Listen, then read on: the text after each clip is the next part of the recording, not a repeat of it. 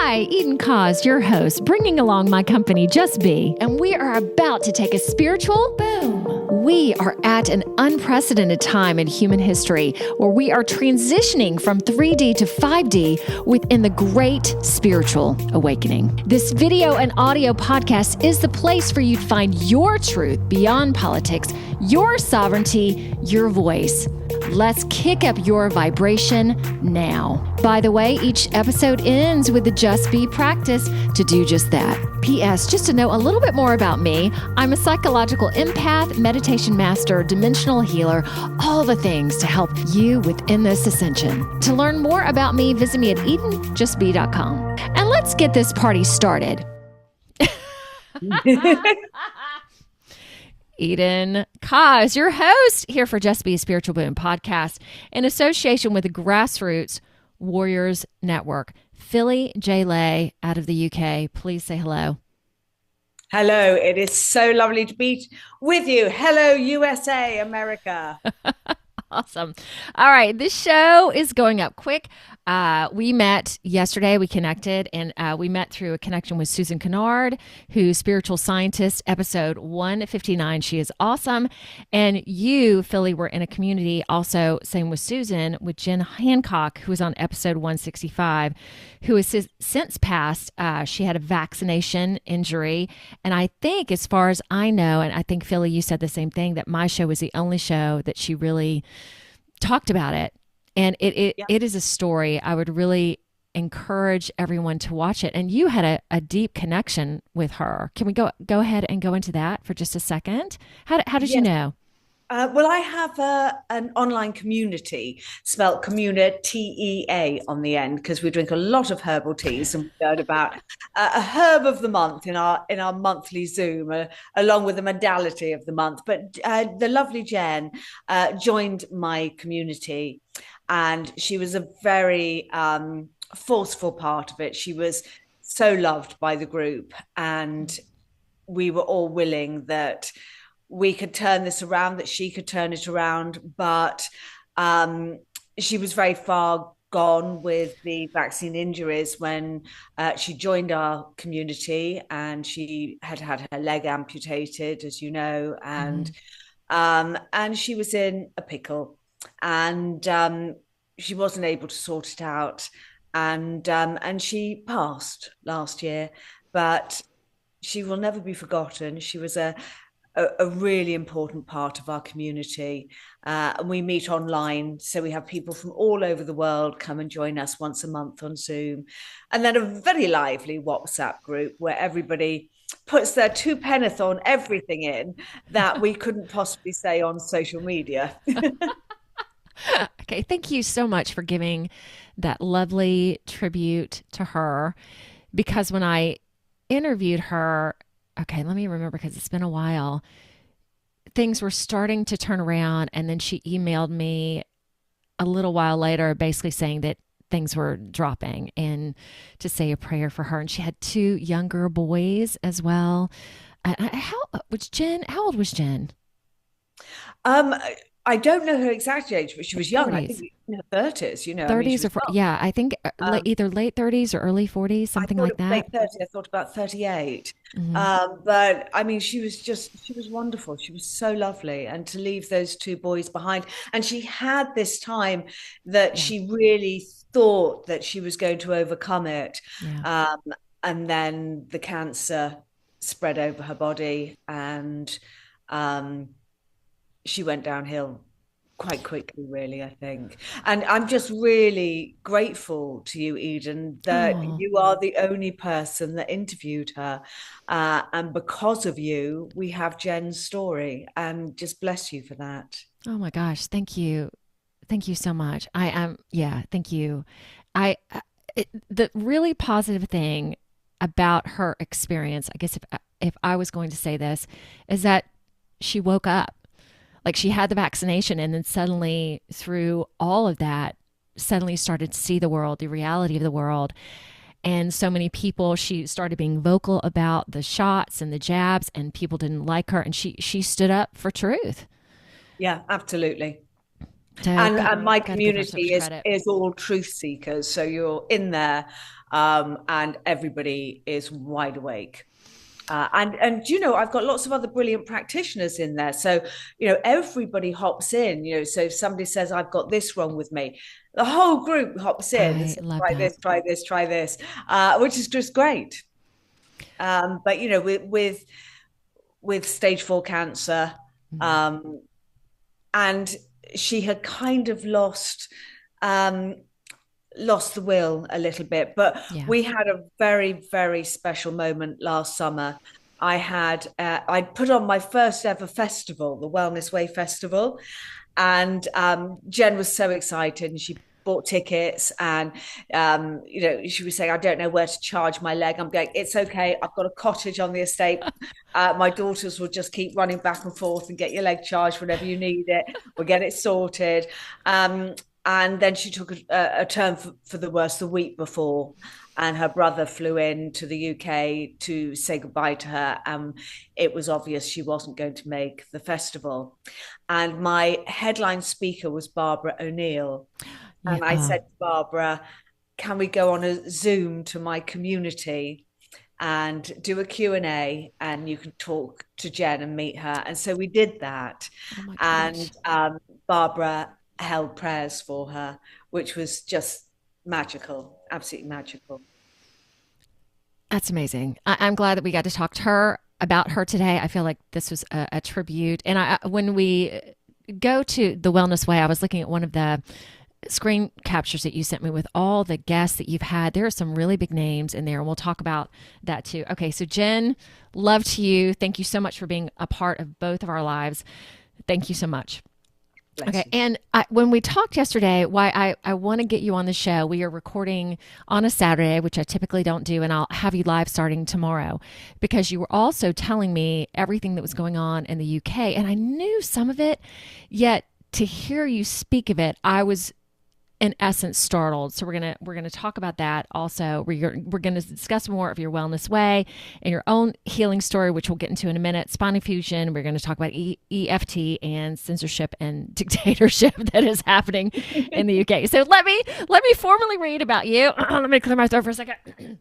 Philly is the host of the podcast, The Wellness Way with Philly J. Lay, which catapulted into the top 2% globally with 13 #1 slots on Apple Podcast charts. Awesome. She's the author of The Wellness Journal and The Wellness Way, Your Natural Health Systems. She's an EFT matrix reprinting practitioner, Soma breathwork coach, and is a longstanding advocate for our health and that of the planet. Great, discovering that everything is connected, which it sure is. After a near-death medical procedure, years of PTSD, addiction to opioids and alcohol, whilst coping with grief, resulting in a range of chronic illnesses, including a tumor in her throat, she discovered personalized natural medicine and the associated miracles of the body and the power of the mind. All right, kick it off. It was so interesting hearing about your story and what you went through. So just, take us there. Well, 12 years ago, virtually to the week, I had a spinal fusion, and they missed my spine with the anesthetic, and I nearly died. My body, I will never, ever forget the scream when they brought me round from the fusion, because what they do is they are meant to put the epidural in your spine and then test you that you've got full pain relief in your spine. Then they knock you out, 6-7 hour surgery where they had to open me up, take out the shattered last disc in my spine, so take out all the shattered bone, cut off all my nerves, put a metal cage in, and then repiece it all back together, sew me up, bring me round, and I'm meant to have pain relief in my spine for 24 hours from this epidural. But they've missed my spine with the anesthetic because they've done it the wrong way round. And so I will never, ever forget that scream when I came round. The pain was unbelievable, out of this world. I just couldn't imagine that you could have pain like that and still be alive. Yeah. And my body, because what I've discovered since is the body is remarkably clever, and my body just shut down. And it just kind of went, oh, no, no, no, no, no, you can't deal with this, my lovely. Let's just shut you down. And the first thing I remember is waking up, and my husband, Danny, were now divorced, but he was then my husband, and my children were next to my bed. But there was also a mattress on the floor with a woman on it who stood up when I opened my eyes.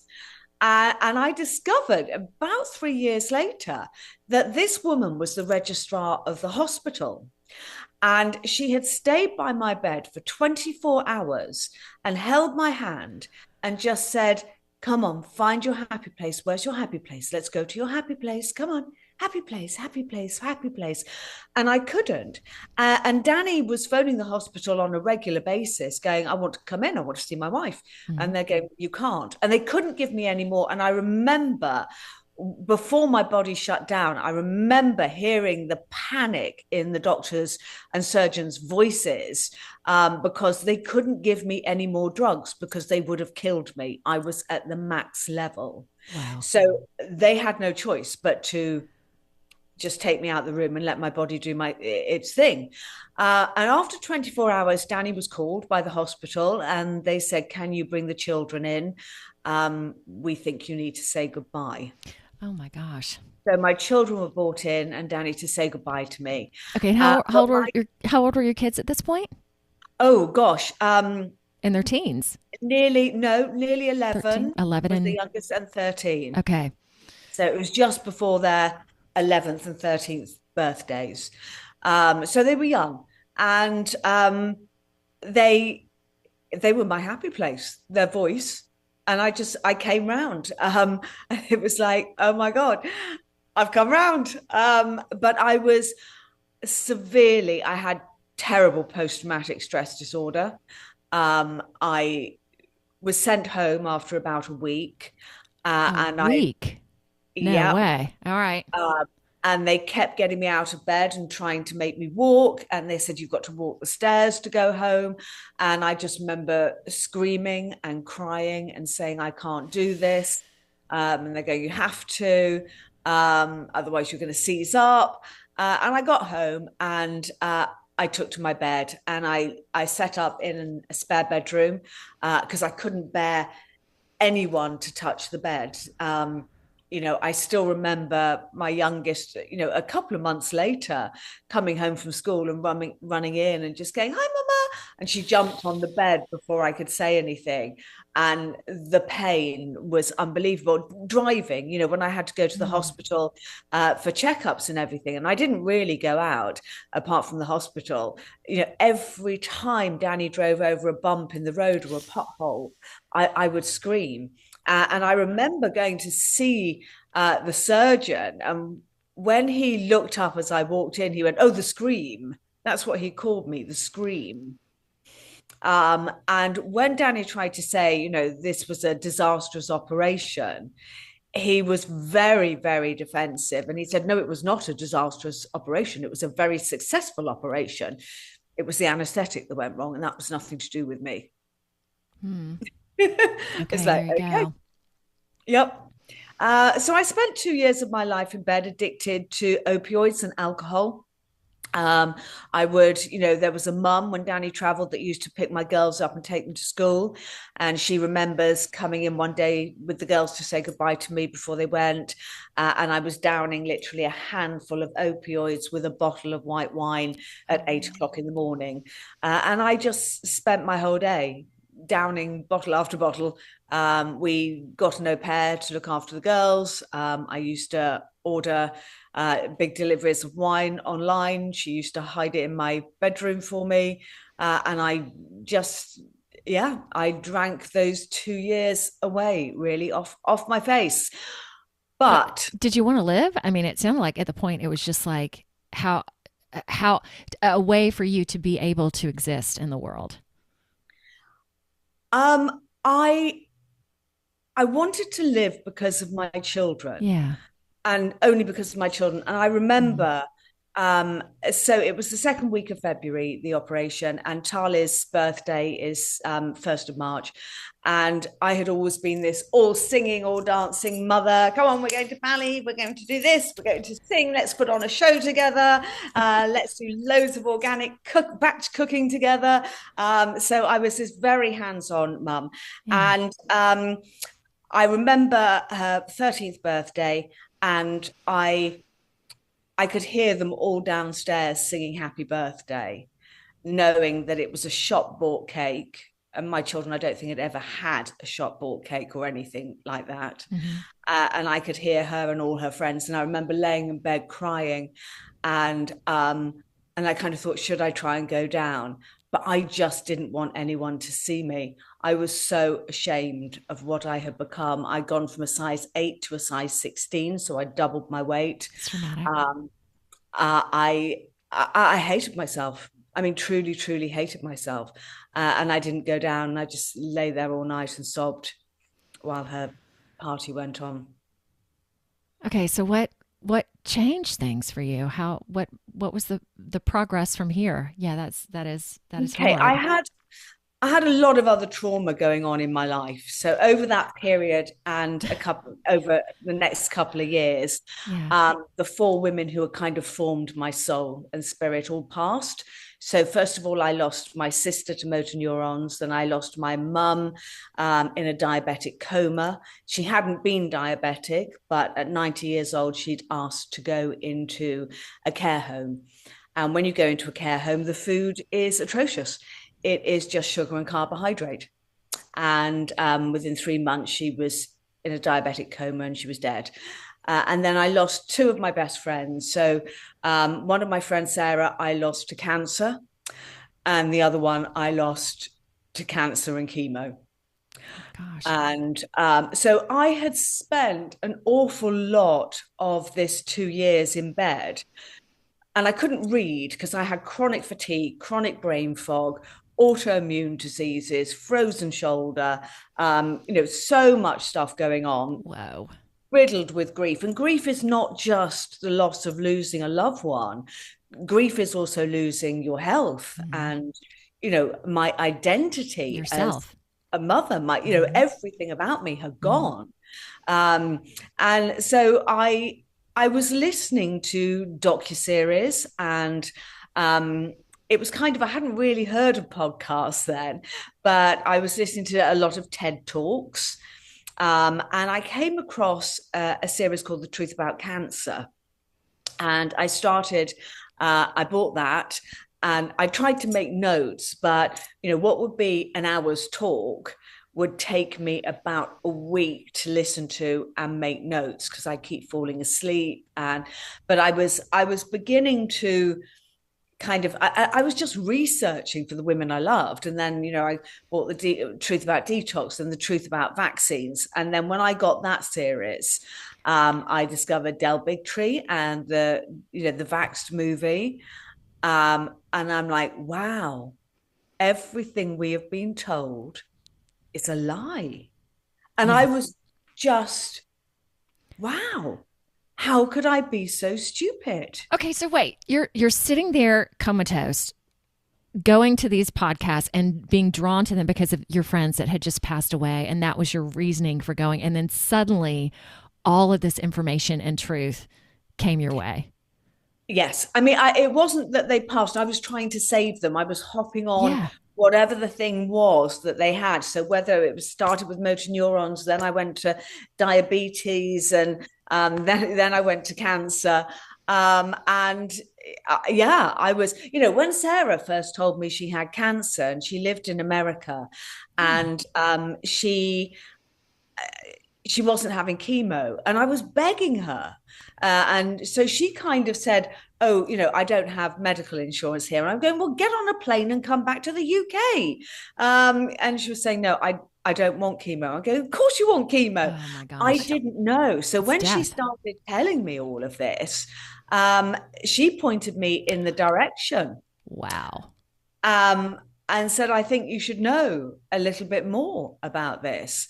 And then Polly was diagnosed as well with ovarian cancer. And I'm going, no, don't do chemo. So I've gone from, yeah, you've got to have chemo to don't do chemo. And then stop my childhood vaccines on my children. It was just like this massive awakening. And then one day, and this was the catalyst for me, was I woke up and there was this great big lump in my throat. And I'm going, oh my God, what's that? And I put my hand on it and I thought, oh my God, it's a tumor.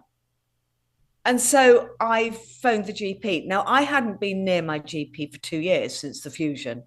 I had kind of figured I would never go near a GP again or a doctor again.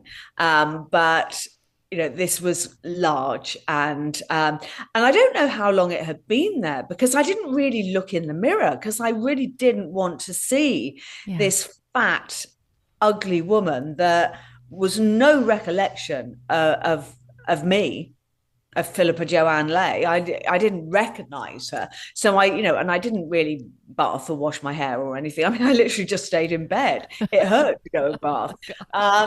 And so I thought, right, I'll phone my GP. And I went to see my doctor, and he sat up and he went, oh my goodness, what has happened to you? Because I was so big and I looked so ill. And I said, well, I had a spinal fusion. He said, yeah, I presumed it had gone well because I hadn't heard anything. And I've got the report here from the surgeon to say it was a very successful operation. And I said, well, apparently it was. But did they tell you they missed my spine with the anesthetic and I nearly died? And he went, no, they didn't tell me that bit. And so he was going, I'm so sorry. I didn't know. Right, let's get you in to see loads of consultants. So I went in to see 4 consultants the next week. He moved heaven and earth for me. And I was having biopsies, and everybody was telling me what they were going to do. And I kept sitting there and going, is it all connected? And is it connected to my spinal fusion? And they don't know. They have no idea. Mm-hmm. And they're going, well, I'm just going to take your tumor out and I will try and save half your thyroid. I'm going to operate on your frozen shoulder. Doesn't always work, but here's an injection to keep you going. To which I let out another almighty scream because the injection was so painful. And he was going, don't be such a wuss. That didn't hurt. It's a little prick. And I'm going, you have no idea how sore my body is. Uh-huh. And then there was another one. I'm going to wire your head up, and I'm going, okay. So I had the tumor out because I was scared, and I was told I had to have it out. And then I went, that's it. I'm giving up Western medicine. That's it. I've had enough. And my consultant said, well, you can't do that because you're going to be on thyroxine for the rest of your life. And I went, oh, I don't think so. And he went, I think you will. I went, no, I absolutely won't. And I walked away from the whole lot of them. And I thought, okay, I've learned enough from everybody around me that's died to know not really how to heal myself, but I can make a really good start. So I started by giving up all sugar, including all carbohydrates, fruit, and alcohol. Everything went. Okay, immediately. Immediately. Like that. Okay, all right. So how were you just to the point where you were just fed up? Because I mean, that I would think for most people that would be really challenging to do. But were you just like, okay, turning point now, we're going to do this. We're going to do this. Okay, that's pretty dramatic. Good for you. All right.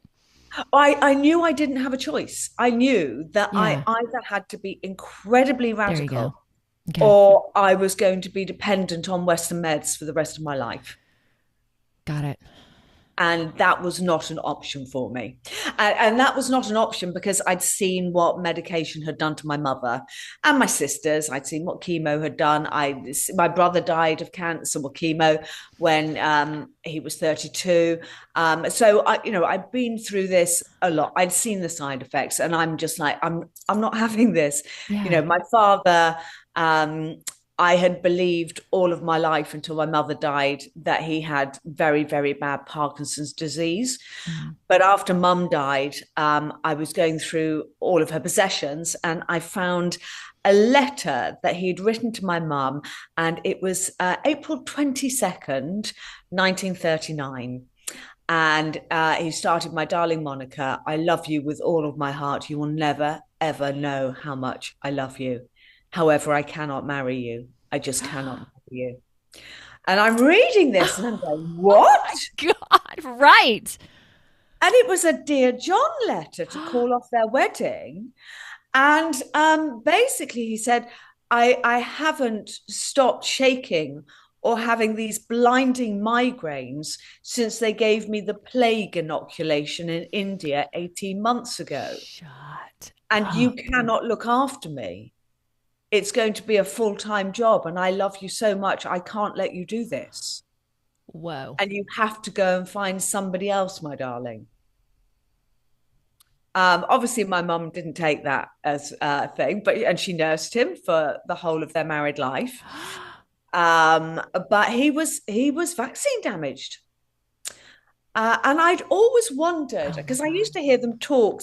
They were very, very poor, my parents. They had no money. And I used to hear my mum grumbling, especially around Remembrance Sunday, about the fact that dad was never given a pension and that they'd taken away all his officer's stripes. And then the penny dropped really when my sister told me that when she was very little, she was playing under the stairs at Four Mhm. Winds, and she brought out a photograph of dad with a load of other young men in uniform. And she went, "Oh, who's this, Daddy? Are you in there?" And he went absolutely mental and was screaming at her and ripped the photo up, threw it on the fire. And Mum ushered Janet to her bedroom, and it transpired that that was my father's RAF squadron, and he was the only person to come back alive. Oh Now, as man. the only person to come back alive, they took away his pension and his stripes. So, and I'd never really understood how that could happen. Right. But it was because my father complained and challenged them, because he said, I am damaged by that injection. I was perfectly normal until I had that plain injection. And then you have to wonder how many other young men in that squadron that died because of combat or died Or because they were shaking and they couldn't control their planes. I know dad crashed two planes. And there's a photograph of one of him in, I think, the Sahara Desert, just before the plane exploded. And he then said, I'm going to stop flying. I'm not doing this anymore. I can't stop shaking. And I think he had a very short term in military prison for that. And so that's why I presume they took away his stripes and everything and wings and pension, because he refused to fly. But who knows? Who knows? wow. Wow. That had to be with everything that you learned too. Just another piece of the pie that you were just like, oh my gosh, look at this. I Oh, know this it was sucks. just this. I can't tell you how many rabbit holes I went down, and I went down them in quite a short period of time. And for that reason, my marriage didn't survive it. Danny was wonderful when I was ill, but he couldn't take my awakening, and he certainly couldn't take. I was very fanatical. Yeah. If you walked in the house with shoes on, I'd scream in case they had glyphosate on the bottom from where the council sprayed the roads outside. Mhm. If he'd buy that awful air freshener for the loo in the morning, and I go, oh my God, do you know how many chemicals are in there? If we did go in an Uber and they had an air freshener, I'd jump out screaming at the Uber driver. He used to wear aftershave, which I used to scream at, kind of buy junk food, bring Mm. back bags of sweets, and I go, do you not understand what you're doing? Mhm. So it was a really big fast awakening, and I went cold turkey on absolutely everything, all the chemicals throughout all my perfume, all my makeup, all the cleaning products, cleared the house, throughout all the clothes that were kind of horrible plastics. I literally I was like a woman possessed. Okay, and tell me again, what year was this before COVID, or how many years before Yes, COVID? it's just about 2016. 2016. Okay, so I know so many people that became awake because Oh of no, COVID. 2014, I think. No, 2014. Okay, that makes more.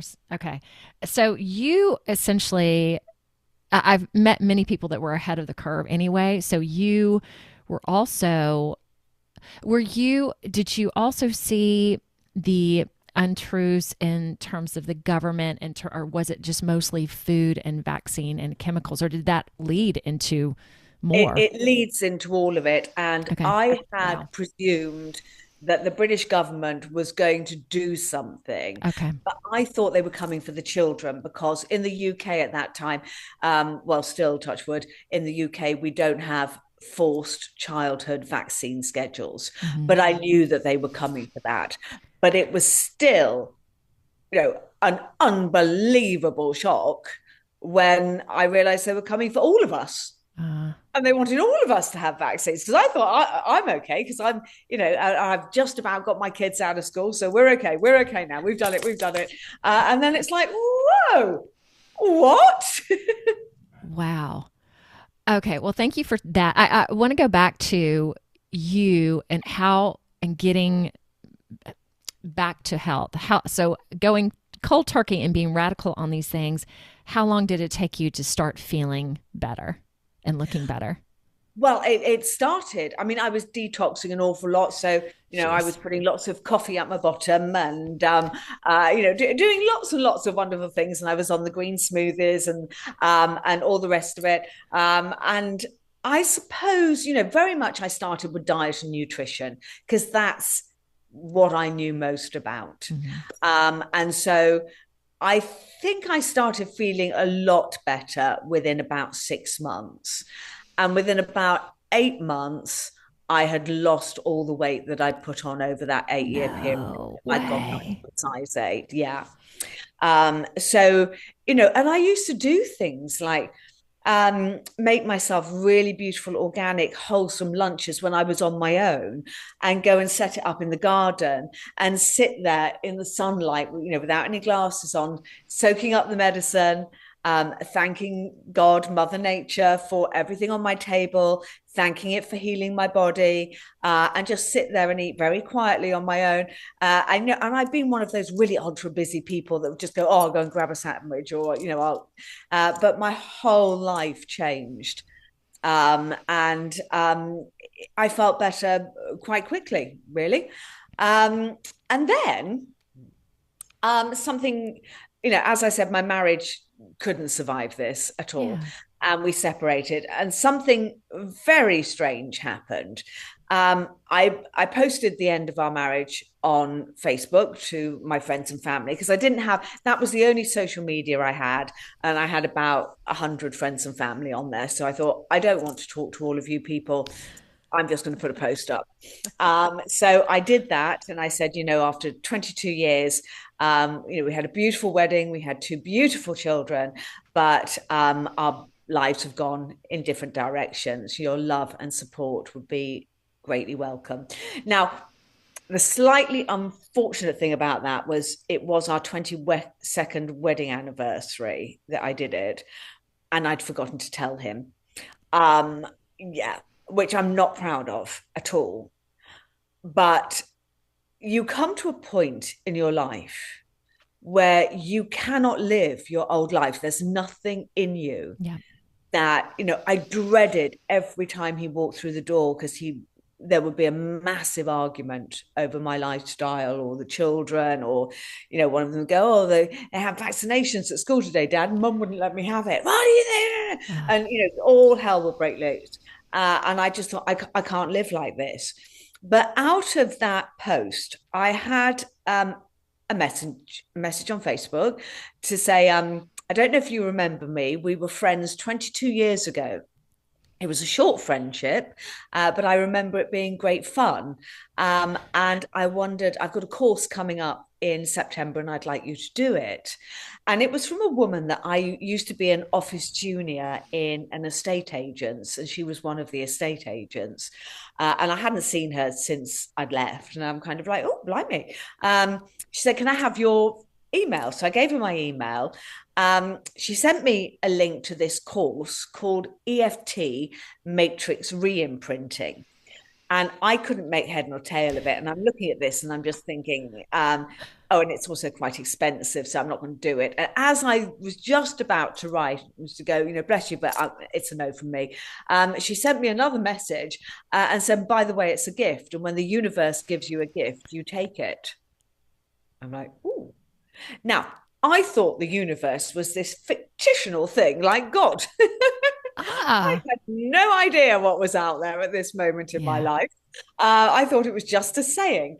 And so I kind of thought, well, that's very sweet of her. So I accepted the course. Okay, so let me ask you, Philly. So you at this point had no connection to God or to spirit or to faith, or a little bit, or yeah. No, well, that had been a roller coaster of a Okay. journey. My dad was an atheist. Okay. So he tried to bring us up atheist. My mum was religious, but hid it because she didn't want to upset dad. But on Sunday afternoons would send us to Sunday school. I was one of six, so we would all be packed off to Sunday school, which my father went along with because he just wanted an hour's peace and quiet. Okay, so I'm an atheist, but y'all go to church because this will give me just an hour. So go ahead. Yeah, that's kind of it. And then when I was 11, I was passionate about classical ballet as a child. And I used to dance all day, all night. Every waking minute, it was just like, oh, let's just keep moving and doing ballet. And also, it would really annoy my sisters. And they go, Mum, she's dancing in front of the telly. And Mum would go, she's practicing. You have to let her. So at 11 years old, I actually went off to ballet school on a full grant. To train as a classical dancer, which is why I had presumed that I needed a spinal fusion. I was to discover later that that had nothing to do with it. But I gone off to ballet school, and I was I can't remember what I was saying now. Sorry, what was I talking about? We were going to talk about EFT and then going Oh back yes, to no, ballet that school religion, and religion. Yeah. Yes. So I had gone to Elmhurst Ballet School, and my first RE lesson, the religious education teacher said, write an essay on your beliefs in God. And I wrote one word, none, for which I got a detention. My first detention in my first week. Just because you express your beliefs and your truth at the time. That's okay. Go ahead. But Jeez. it was a very religious school that I was Yeah. at. And we had to go to chapel every day. And we went to chapel twice on a Sunday. And the Father and Mrs. John owned the school. Father John's mother had founded the school. And I found this comfort in chapel that I had never found before in my life. It was the only time that I could sit still. And I loved singing. So I was in the choir. And because it was a ballet school, the choir, we'd start in first position and we walk down the aisle pointing our toes. I used to sway the incense, and the smell of the frankincense used to calm me down. So when I'm watching the truth about cancer and learning about frankincense, I'm going, okay, that makes sense. And then my relationship with God had been on and off really since then. And I did get confirmed by Father John. My mother was there and my godmother, but my father didn't come. It was an on-off relationship as things happened in my life. All right. So there was something there. Yes. Okay. But I didn't know that there was this power. Yeah. Now, some people call it God, and whatever God you have, some people call it source. I choose to call it the universe. And I have on my webpage these wonderful T-shirts that I designed, which just says the universe has my back and angel wings on the back, because the universe does have my back every minute of every single day. And when you learn to connect to that, miracles happen. Miracles. Yeah. All right. So you got this gift from the universe to do this EFT class. And what happened? Well, I'm sitting there, everybody's tapping, and I'm thinking, oh, this looks as mad as, but works like Yeah, I just kind of thought this was mad. I've got to get out of here. So I'm thinking of ways to leave. I thought, well, it's very rude because it's a gift. I can't just get up and go, "You're all mad," which is what I wanted to do. And then 11 o'clock on the dot, I let out this God Almighty scream, and I felt like I had been stabbed in my right hip and I was having a heart attack and I fell on the floor. And I'm screaming and screaming and screaming to get an ambulance. And nobody jumps up or does anything apart from Penny gets up very calmly, lifts me up, puts me on a chair, and starts tapping on me. Now, I can't tell you how cross I was about that at that moment in time. Okay, so I'm assuming most of the listeners know about EFT and tapping, but literally, if you don't, it's just like tapping, like taking your hand and tapping parts of your body. And Absolutely. there are specific parts to tap. It's basically acupuncture without the needles, working on the main meridians of the body. And as you tap through the points, you scan your body and you can see emotions coming up, and you give it a color and you give it a shape, and then you tap that around your body. So I mean, I was in agony. I thought I was going to die. And everybody just keeps tapping. So everybody in the circle is tapping on themselves. Penny's tapping on me. And then it was 1 o'clock because it was lunchtime. Penny hit this next slide and said, "That, ladies and gentlemen, is a perfect example of chasing the pain." And I'm like, what just happened to me? And I'm like, and I'd gone into adverse reaction. So I was hysterical and crying, and she had to keep bringing me back. And you do all the eye movements and all of that. And then we do another round. And then I was taken off for the afternoon with one of the emotional support helpers who continued to work with me. And by the time I went home, I was exhausted. I can imagine. Yeah. Exhausted. But I had released so much trauma from my body, because don't forget, this was 3 months after Polly, my best friend and soulmate, had died. I've been through all of this trauma with all of these people dying, my spinal fusion. I had never, ever dealt with any of it. And the trauma release that we had to do was vast. And the next day I was just like, I couldn't wait to go back. And I'm like, oh my God, what is this? What is this technique? And it changed my life. It changed my life. And I was building a house, which was meant to be the family home. But because we, at that point, separated, Danny and I said to him, I'm going to carry on building the house and we can sell it when it's finished. Well, no, it was just before 2020. I was learning about EFT and everything. And I said to him, do you know what? I really want to keep our home and I want to turn it into a retreat.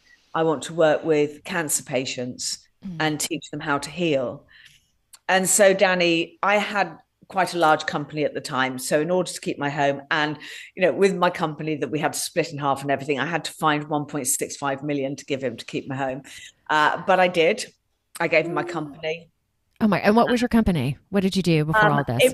It was property, actually. Okay. I designed and built very beautiful houses, and that's how I made my money. And for anybody that's watching and not listening, I'll just show you my window. Yeah. And when I designed that, the builders put it out to all the glass companies and they all said, we can't build that. That's not possible to build. And I went, oh, have you seen the pyramids? And for those who can't see, basically, I would say it's like a wall of windows, like a wall, and then it goes up into a peak. It's extraordinary. It's a gable end wall of glass squares. But anyway, so I thought, right, I'm going to open a retreat. I'm going to help people to heal. And I was just about ready to open November 2019. I moved all the furniture in, ready to go. And then 2020 happened. Wow. And I'm like, no, seriously? You're having a laugh?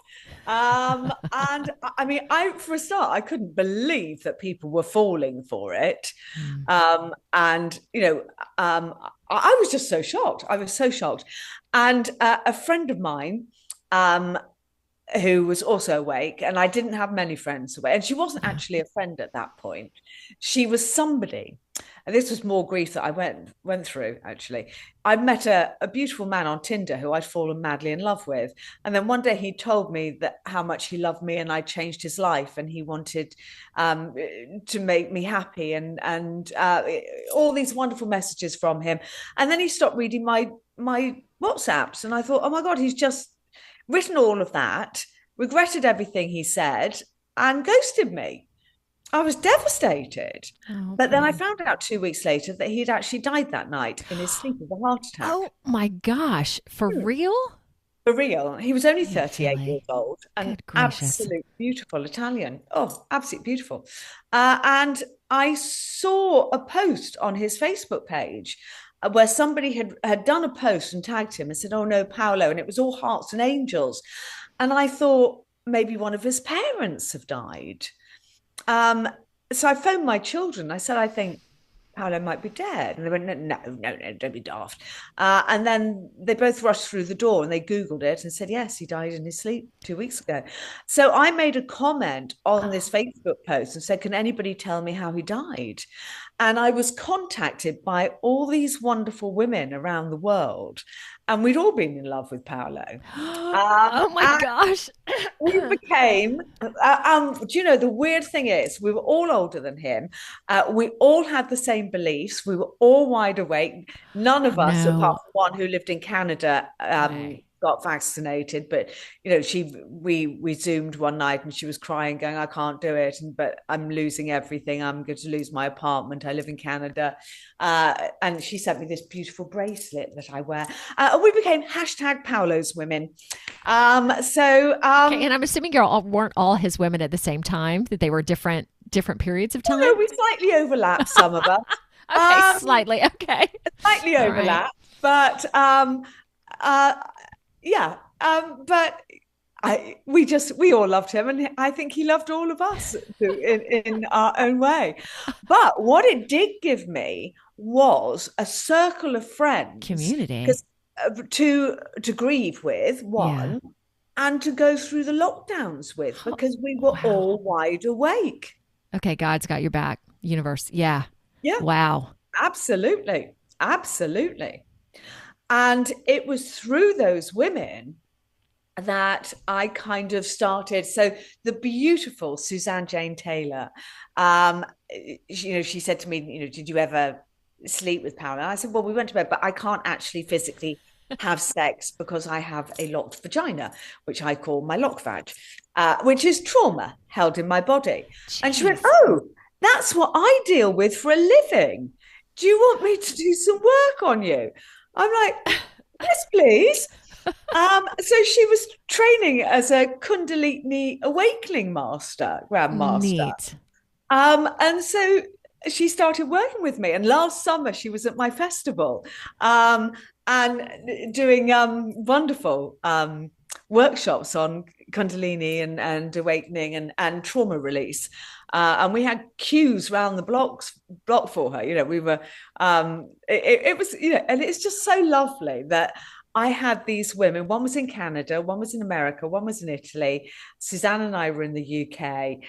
One was in,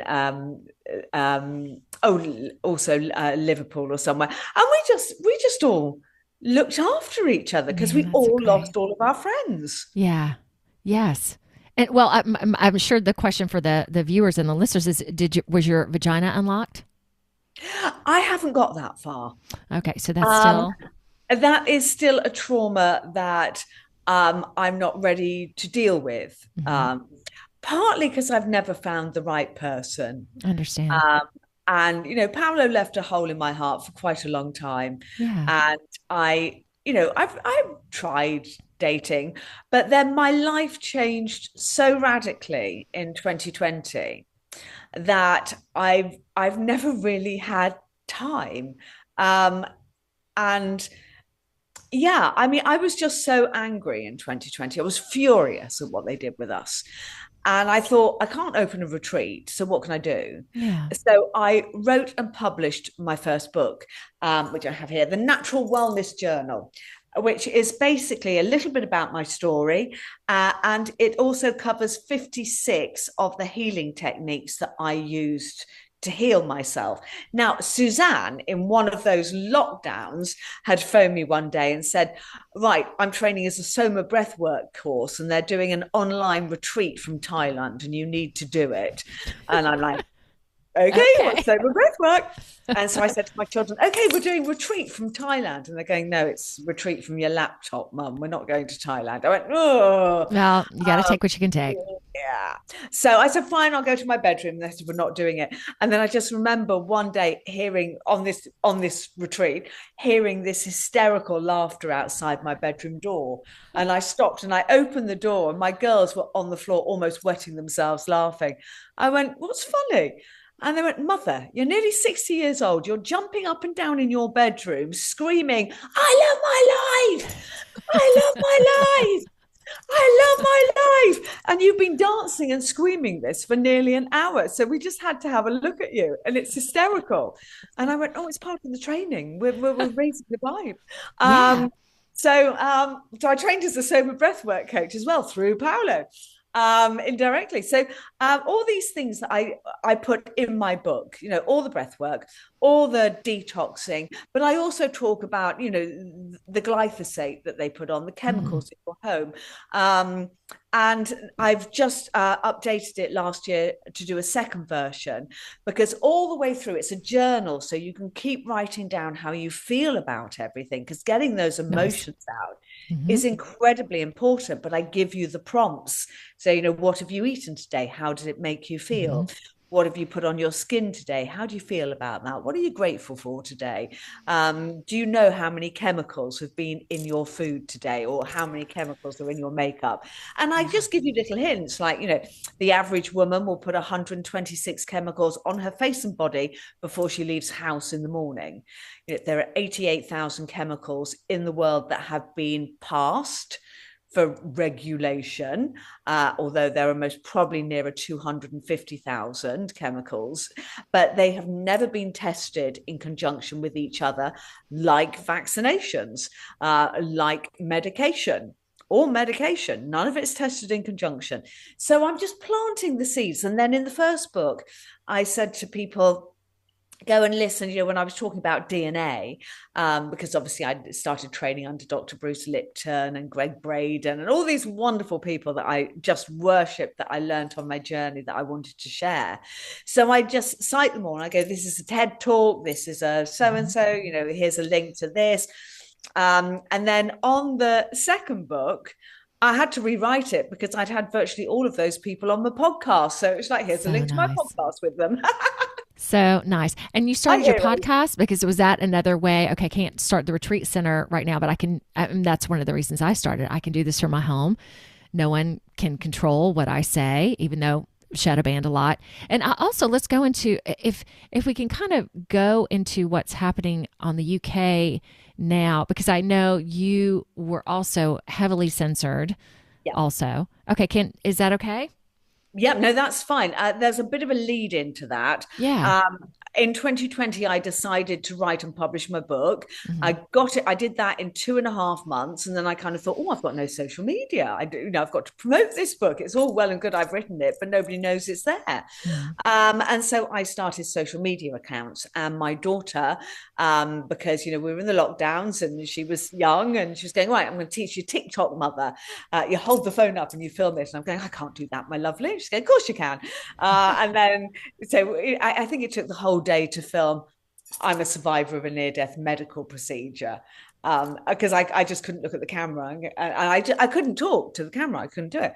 And then somebody commented and said, how did you nearly die the next day? So I'm writing in the chat, and Talia grabs my phone and says, no, Mother, you hold the phone up and you tell them how you nearly died. I went, no, I had to film yesterday. I'm not doing it again today. And she's going, no, you're doing it every day. So I built up this social media platform on TikTok of 44,000 followers in a very short period of time, a couple of months. And I thought, this is cracking. Everybody's getting to know about my book and my beliefs. And, you know, and I was kind of, I would go live when I went on the demonstrations, because we had big demonstrations in London all throughout the lockdowns. And, one of them, I think we hit about 1.5 million people. But you didn't see any of that on the BBC News, even though we surrounded them and covered them in tape. But I thought this is all going swimmingly well. And then one day, one of my posts was taken down, and it was a post on the health benefits of radishes. And I thought, well, that's got to be a mistake. So I said to Tali, what do I do? You should have put an appeal in. So she did that. And they said, no, it's withheld. And then a week later, there was a post taken down on the health benefits of stinging nettles. And I thought, no. I had no idea that natural health was shadow banned and taken down. And in a very short period of time, my 10 posts, because they allow you 10 posts they take down, were taken down, and they closed down my account. I'd filmed everything in TikTok, so I'd lost all of my videos that I'd done over that period. They took down when I burnt myself, and I said, you don't want to put it under a tap because that's full of nasty chemicals and fluoride. Put it in your finger. I was loads and loads of posts deplatformed for literally doing a Soma breathwork post and saying, I'm going online with Soma breathwork. We're all getting together for Breathe 1 million. David's in the house. Ashley's in the house, because all my mates are coming on.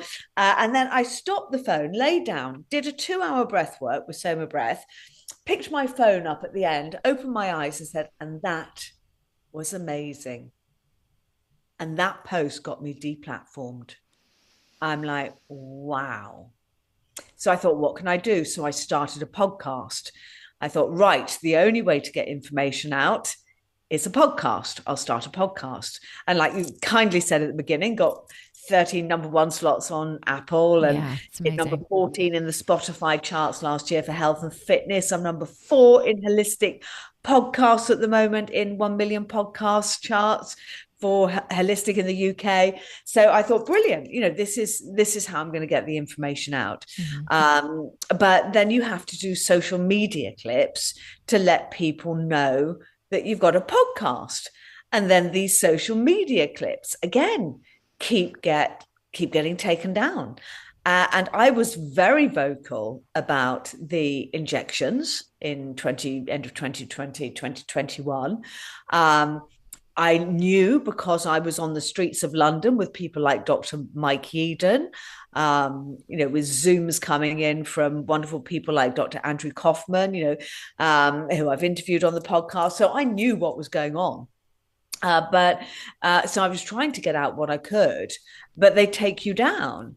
And we have the most appalling record now in the world, I'm not talking Europe, the world, for social media post arrests.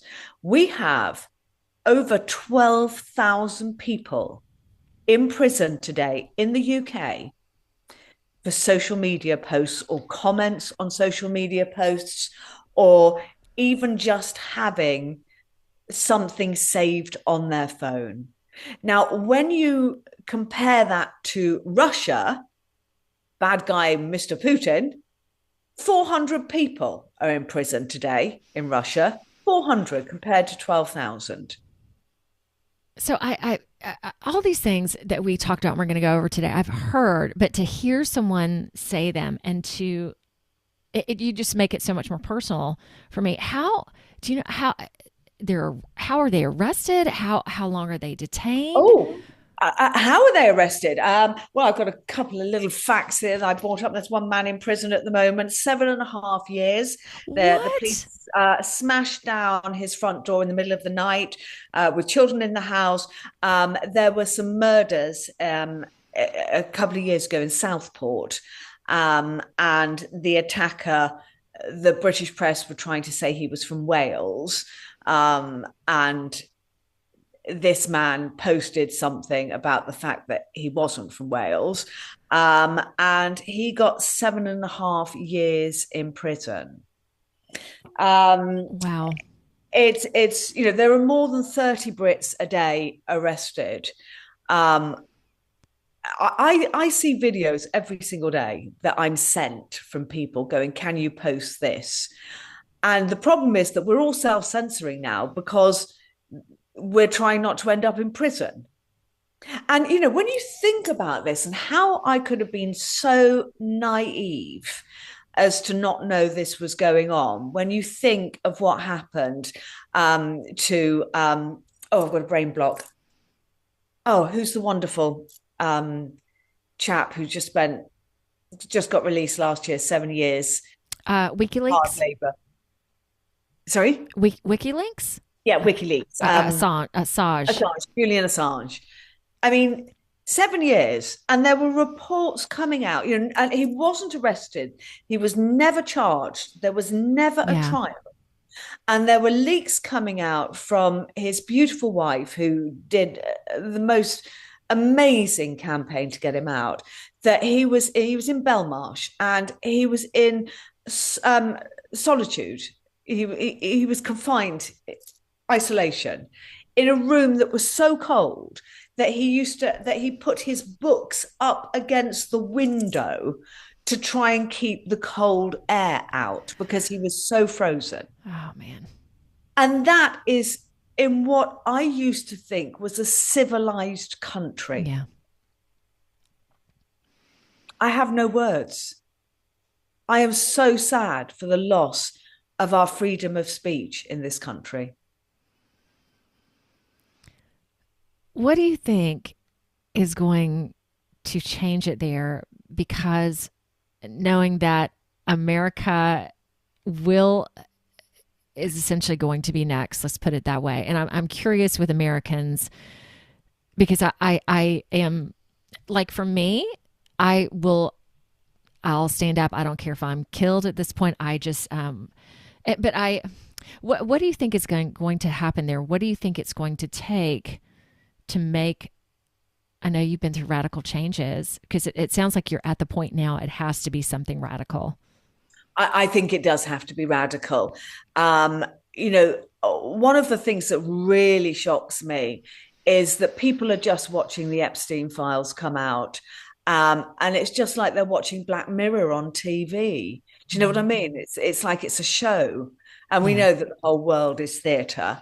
But Yes. the reaction, I posted something on my story yesterday about, a CEO of a really big company. I can't remember his name, but he bit a 7-year-old child's vagina so hard that she was bleeding. And one of the things said, I mean, bleeding unbelievably. Somebody said, "Did you get rid of the evidence?" Now, I don't know what that means. Did you get rid of the evidence? Is that, did you kill the child, or did you take it to a hospital, or what did you do? Do you know what I mean? But I'm looking at this, and the press office at the White House, I put a meme up this morning saying it's time to move on from, when the White House says it's time to move on from the Epstein files, social media goes, "Have another think, mate." And it's just like, and I put that up on my story and said, "Nah, not on my watch. Not on my watch, you don't." And then we also, this is absolutely appalling. Last week, in the UK Parliament, we've had these grooming sex gangs, grooming young white girls, and they're predominantly Muslim gangs, which you're not allowed to say in the UK. And they're predominantly Muslim, and they're grooming predominantly white young girls. And this has been known about for many, many years. Keir Starmer, our now Prime Minister, was head of the prosecution services when this all came out, and it was all suppressed.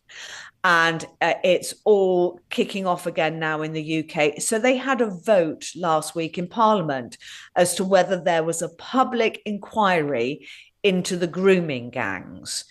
And it astonishes me because in the UK Parliament, they have something called the whip. So they have to hold the whip. And we have a majority of Labour MPs at the moment who have to hold the whip, or they get suspended from the party. And they never asked themselves about their conscience. They never asked themselves, there was a wonderful MP, Andrew Bridgen, who tried to stand up about the vaccines, and he got thrown out of the Conservative Party. Then they made sure that he lost his seat at the next election. So this vote on the grooming gangs and an inquiry, 111 MPs voted. So I have to read this because it's so eyes to the right, they call it. So it's eyes to the right means yes, we are going to have an inquiry. 111. Nose to the left, 364. So the no's have it. So there will not be a public inquiry into these thousands and thousands of young girls that have been groomed. And there is another wonderful MP who, again, has left his party, joined Reform, now left that. And he's done a crowdfunder to hire lawyers to do his own public inquiry. And he's raised £250,000, which only keeps him going for 2 weeks. He's hired the best barristers and lawyers in the UK. And he's got so many of these young girls up giving their testimonies. And there's one young girl, and she said it was roughly about 500 men through a 24-hour period. Oh, my gracious. And they used to shove cocaine up them to keep them awake. It's horrific. And the British government will not allow an inquiry into that. And if this clip goes up on a British social media post, I don't know whether there's a prison sentence on it. But at this moment in time, I don't care, because we have got to talk about this. I'm all about health and wellness, and I'm getting as much information out as I can to people on how to heal. But we cannot have peace and health in this world, in this planet, when so many people are holding so much trauma.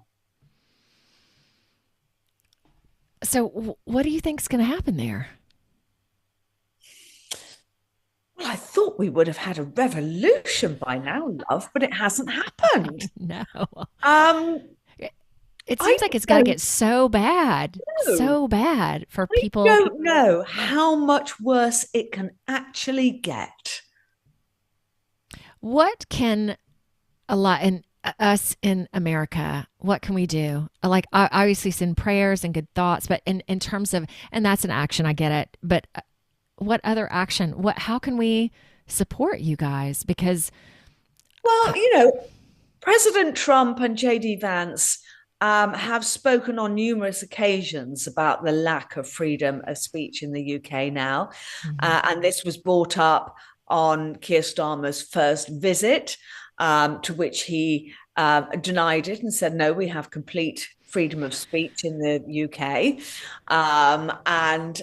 So just keep reminding your politicians. And if you're listening to this in the UK, keep reminding your politicians that we're watching them.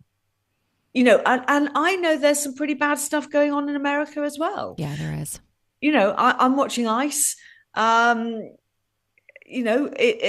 It's happening all over the world. And we have just got to remember that we are humanity and we are the 99%, and that together we will find our power. And I believe the world is splitting now. Yes. And we are going into two directions. I agree. It's the Hunger Games, love. It's the Hunger Games. And we've got the Hunger Games happening in the UK. Oxford has just brought in the 15-minute cities. Now, I was on the streets demonstrating about this 3-4 years ago. And when I was handing out flyers to the people of Oxford, they thought I was a conspiracy theorist. Of course. But it's funny, you can't call us that anymore now because they've all come true. Yeah. So, we will split. And so I think it's just we've got to look for the positive. We've got to see the dirt. Louise Hay, and one of the things I love about tapping is Louise Hay always said you have to see the dirt in order to clean the house. And that's what we're doing at this moment in time. We are seeing the dirt. Mm-hmm. And we kind of have to in order to choose which direction we want to go. And I believe you completely that we're heading into a great split. Again, what I consider heaven to hell. And if we mentally desire for the heaven and our vibration, keep it up, that is where we are heading. And I also believe, I'm going to keep this positive for a moment, knowing that we've talked about some really evil stuff that's going on, that we are all going to get through it. I also believe that the evil powers that be, they are losing a foothold. So that's also one of the reasons that so much is coming on. So keep the faith in God, the universe, higher beings, whatever feels right or high vibration to you. Philly, for me also, thank you for all that you're doing and all that you've done as well. Just because we that Western medicine, big pharma, it's not the truth. The truth is natural. The truth is energy. The truth is all these beautiful things that we have around us. Can I ask you one herb or one natural process that just blew your mind? What would that be? I know it's really hard to quill it down to one. Well, the natural process that blew my mind was EFT. Okay. On herb.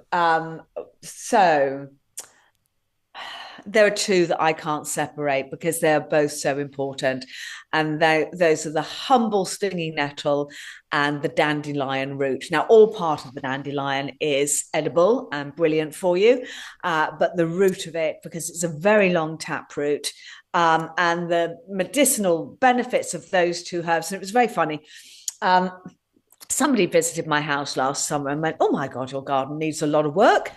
I went, "Why?" And they said, "Look at it. It's just covered in stinging nettles and dandelions. Come on, I'll help you get some of them out." I went, "No, you won't. Get your hands off my stinging nettles and dandelions. I can go on Riverford Farms and buy some organic carrots, but they don't sell my stinging nettles or my dandelions, so I grow those." So they are beautiful, beautiful plants with so many benefits. Mother Nature, God, gave us everything that we need to heal. It's all there. Well, and again, to wipe out your dandelions with Roundup and glyphosate, I mean, that's one of the reasons that it's been encouraged, is because they're so darn good. Yeah, no, absolutely. And that's why if you go into a garden centre in the UK, and I presume it's the same in America, and you look at Roundup, but all the pictures on the front are the dandelion and the stinging nettle because of their miraculous healing properties. But there are other ones as well, like they all have these wonderful. I mean, if there was one thing, if I was on a desert island and I could only take one herb or spice with me, that's great. It would be cayenne pepper. Okay. So obviously I've worked with Barbara O'Neill a lot. And, I've done a lot of podcasts with her. I've hosted her in London a couple of times. She headlined my festival last year. And so I've learned an awful lot from Barbara. And when I discovered cayenne pepper, I literally had just come back from Ireland, where I'd done my first interview with her and her husband. Mm-hmm. And I called that interview The Assassination of Barbara O'Neill, because when the two of them sat together and just talked about what had happened to them, it was, and how the police broke down their front door, and the Zooms and everything, it was just extraordinary.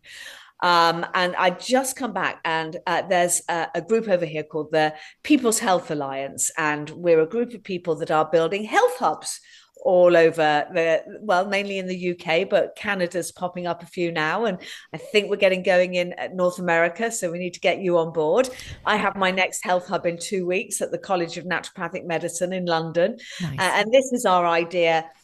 This is what doctors' surgeries, hospitals of the future will look like on our watch. Okay, nothing like the ones that are there. So we had a gathering of the People's Health Alliance that day that I flew back in from Ireland interviewing Barbara, and I got in the lift and somebody said, oh gosh, you're running late, Philly, because they were coming down all ready for dinner and I was going up in jeans. I went, I've just interviewed Barbara O'Neill. And the women in the lift started screaming. And one of them just said, next time you talk to her, please tell her this. My husband had a massive heart attack, was on the floor, and I thought he was going to die in front of me. And she said, I ran to get the phone, stopped, ran to the kitchen, got the cayenne pepper, tipped it in his mouth with some water. Then I got the phone. She said, by the time the ambulance got here, they didn't believe he'd had a heart attack until they'd done the ECG. Okay, let me go ahead and state for Americans, cayenne pepper. I love the difference in our pronunciation. And for Barbara O'Neill, she is someone, if you're not familiar with the name, you have to recognize her because she's beautifully, even on Facebook, she just comes up in my feed. Just most of those accounts are fake. So you have to go to real Barbara O'Neill. Real Barbara. Okay, there are several people that do that. On her webpage, it's official Barbara O'Neill. Okay. But it has been an honor for me to have worked and learned so much from her. But I've interviewed so many brilliant people. Dr. Brian Ardis, on nicotine.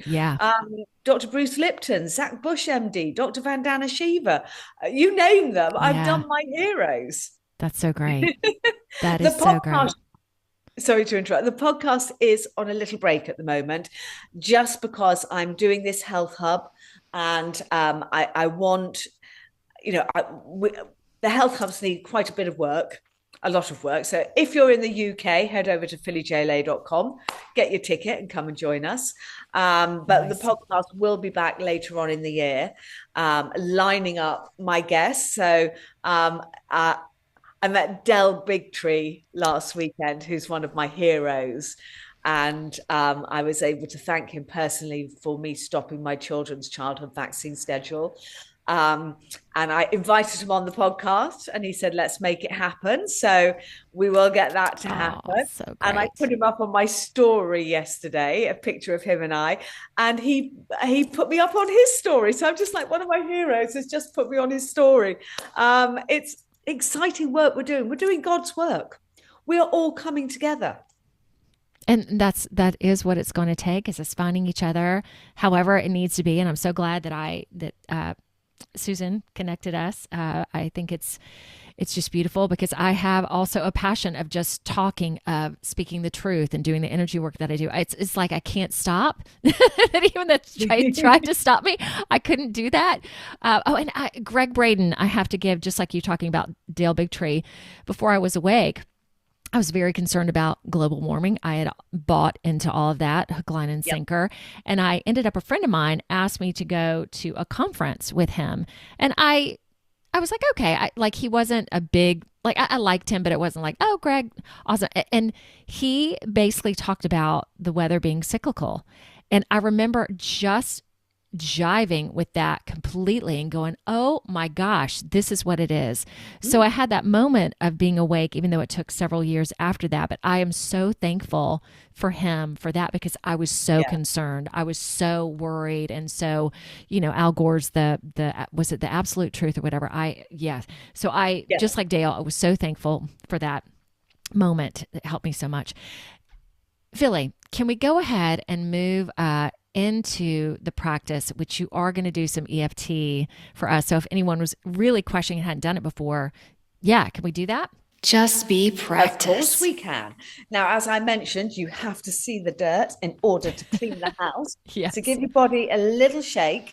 Now, I've got a video up on my webpage, phillyjla.com, which shows you how to do the tapping. And I've got lots of podcasts up on it. So don't worry if you get a little bit lost, if this is your first go, okay? That's absolutely cool. And I'm going to let you into a little secret, but don't tell anyone. Come in closely and I'll whisper. It doesn't actually matter what sequence you do it in, okay? It still works. Right, okay. So, but we have a sequence because it's just an easier way of learning it. We start, though, on the side of our hand, just there with 3-4 fingers, and we tap on the side of our hand. And this is our setup statement. And this is where we're going to see the dirt. Okay. Does it matter which hand? It doesn't matter which hand. I'm right-handed, so I tap on my left hand. You could even bang your 2 hands together. It is the most forgiving modality you will ever come across. So you're going to tap on the side of your hand. And I think, should we tap on fear, Eden? Yeah, let's do. Yeah, I think so. Even though we have been put into perpetual fear for the last 6 years of our life, and now we're going to say how we feel about ourselves. Okay. Now, you can't use my words. Now, a lot of very famous tappers give you a script, but I don't believe in giving you a script. Nice. Okay. So I want you to say how you feel about yourself. So I say, I love and accept myself. But for some people, they might not be able to say that. So you could say, I'm willing to love and accept myself. Or you could just say, I am enough. And you all have to remember that you are enough wherever you are in this strange journey that we call life. You are enough. But let's go for I'm willing to love and accept myself. And so let's see if we can get everybody halfway there. Even though, side of hand, even though we've just been dumped in the fear dump, I'm willing to love and accept myself anyway. Even though they feed off our fear, I am absolutely willing to love and accept myself anyway. So that's the setup 3 times. Now we're going to go on the sequence. So we start with the top of the head. So just little taps on the crown of the head. This fear, this terrible fear. Between the eyes, on the bones, on the inside of the eyes, this fear that they have put us into to feed off of us. Follow that bone, that eye socket to the side of the eye. I hate this fear. Follow the socket to under the eye. It has frightened me for so much of my life. Under the nose, between the top lip. I thought global warming was real as a child. The chin crease, the crease under the lips and the chin. I was scared of global warming. Collarbone, so you follow your collarbone down and drop an inch, 2 fingers there. I thought the planet was just about to blow up on fire. Under the arms, so just kind of on the bra strap at the side, like kind of a monkey, and you can cross your hands at the front or monkey it. I have been in fear for most of my life. Then your wrists, just tap your wrists together. All this fear. Side of the thumb. Pulling me down. Side of the finger. Keeping me small. Side of the next finger. Making me hurt. Side of the next finger, suppressing my immune system, little finger, breaking my heart, top of the head. But I am standing in my own power now. Between the eyes, I went down some rabbit holes. Side of the eye. Oh, my goodness, those were big rabbit holes. Under the eye. But the lovely thing is, under the nose, I met all these other bunnies. Chin crease. I found my tribe under my arms. All these wonderful people that I'm learning on this journey together. Wrist. It has been a joy to find my tribe. Side of the thumb. I don't know what this new world holds. Side of finger. And you know, that doesn't really matter now. Side of the next finger. Because I know that God and the universe has my back. Next finger. And that those of us that need to come together will be brought together. Little finger. I bless every one of those people that has come into my life so far. One final round, top of the head. We've got this. Between the eye. The tribe is coming together. Side of eye. The truth is being told. Under the eye. And so many people are waking up now. Under the nose. And I know that any one of you listening to this now that has somebody on the border, chin, will send it to them. Collarbone. Where people used to call us names. Under the arm. They now realize that we were telling the truth. Wrist. And for those who don't realize that we're telling the truth yet, side of thumb, they still have some way to go on their journey. Side of finger. And I give them permission to take their time. Next finger, because that is their journey. Next finger.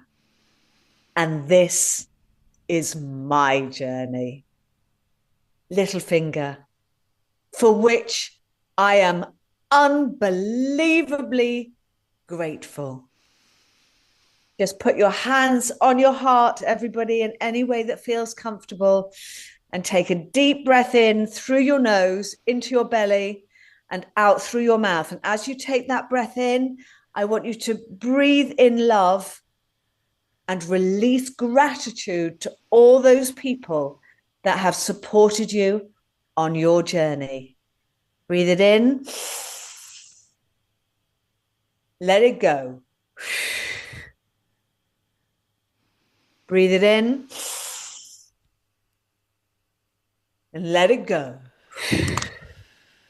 One more time. Breathe it in. And let it go.